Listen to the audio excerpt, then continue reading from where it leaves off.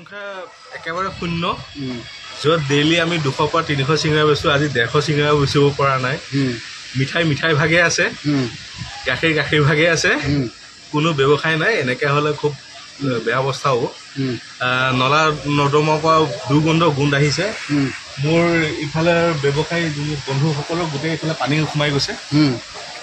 খুব সংকটজনক অৱস্থা যেন দেখা গৈছে এনেকৈ যদি আৰু 2-3 দিন থকা যায় আৰ্থিকভাৱেও মানুহ কিছু এটা ক্ষতি হ'ব বুলি আমি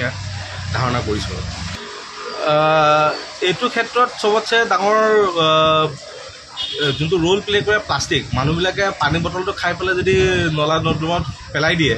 বা চিপছৰ পেকেটবিলাক যদি পেলাই দিয়ে আমি ডাষ্টবিন ৰাখোঁ ডাষ্টবিনত নেপেলাই চিধাই নলাটোত পেলাব চেষ্টা কৰে বা ৰাস্তাত পেলাই দিয়ে ঝাৰু মাৰি পেলাই ৰাতিপুৱা চুপৰে মানে কৰ্মচাৰীখিনিয়ে নলাত পেলাই দিয়ে তাৰ আজি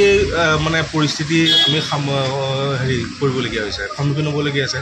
আৰু চবতছে ডাঙৰ কথা হৈছে ক্ষুদ্ৰ ব্যৱসায় যোনখিনি আমাৰ পুৰণা গুৱাহাটী ষ্টেণ্ডৰ যিমানখিনি ক্ষুদ্ৰ ব্যৱসায় আছিলে চাহ ব্যৱসায় আজি কোনো চাহ দোকান দিব পৰা নাই আজি সন্ধিয়া বা ৰাতিলৈ কি সাজ খাব কেনেকৈ খাব সেইটো এটা বহুত লক্ষণীয় কথা চাবলগীয়া দেখিয়ে বেয়া অৱস্থা চাওকচোন গোটেই পানী চাৰিওফালে এইটো হ'লে অলপ চৰকাৰে বস্তুখিনি ধ্যান দিব লাগে আৰু আমাৰ মানুহখিনিও চাব লাগে যে যোনটো প্লাষ্টিক বস্তু এইখিনি য'ত আমি ডাষ্টবিন দিছোঁ ডাষ্টবিনত পেলাব লাগে আমি ডাষ্টবিনত দিওঁ ডাষ্টবিনত নেপেলাই চিধা বাহিৰত পেলাই দিওঁ এইটো এটা বৰ ডাঙৰ সমস্যা হৈছে মানুহখিনি এইটো বস্তু বহুত গুৰুত্বভাৱে আৰু এটা যোনটো চিভিক চেন্স বুলি হয় চিভিক চেন্সটো ৰাখি পেলাই কামখিনি কৰিব লাগে